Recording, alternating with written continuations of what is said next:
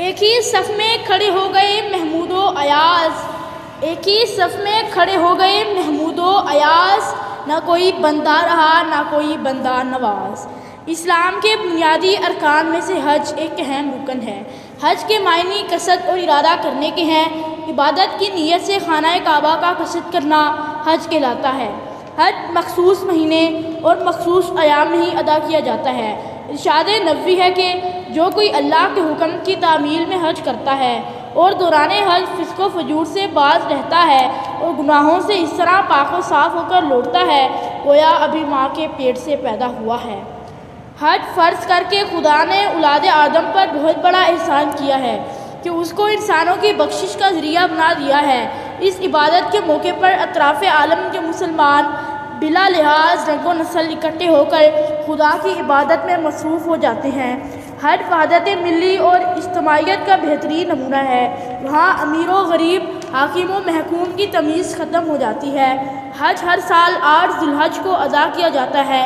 احرام باندھنا، 5 نمازیں ادا کرنا، قربانی کرنا، سر منڈوانا، شیطان کو کنکریاں مارنا، ان تمام اعمال کو حج کہا جاتا ہے۔ ہجرت کے 9ویں سال حج فرض ہوا۔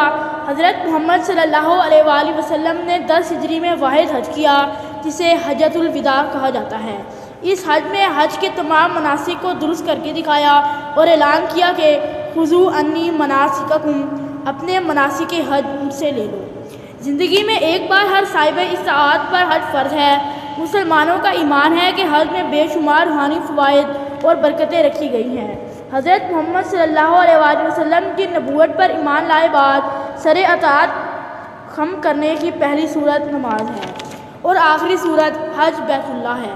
حج کی اہمیت اس لیے بھی ہے کہ یہ جانی اور مالی دونوں عبادتوں کا مجموعہ ہے، اس لیے حج کا مقصد کرنے والا خالص حج کی نیت سے نکلے۔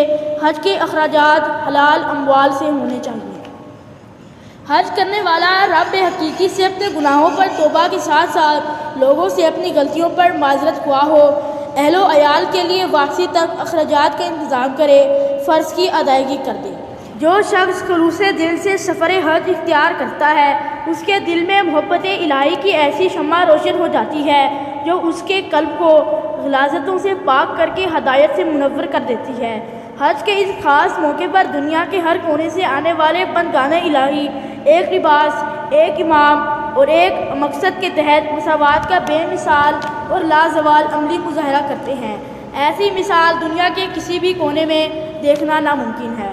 حضور صلی اللہ علیہ وآلہ وسلم نے ارشاد فرمایا کہ حج کے بعد نفسانی خواہشات، فسق و فجور اور برائیوں سے اجتناب کرنے والے شخص کی مثال ایسی ہے جیسے ماں کے پیٹ سے جنم لینے والا معصوم بچہ۔ پس اہل مسلمان پر فرض ہے کہ وہ اسے اسلام کا ایک اہم رکن تصور کرتے ہوئے اسے پورے احترام اور عقیدے کے مطابق ادا کرے۔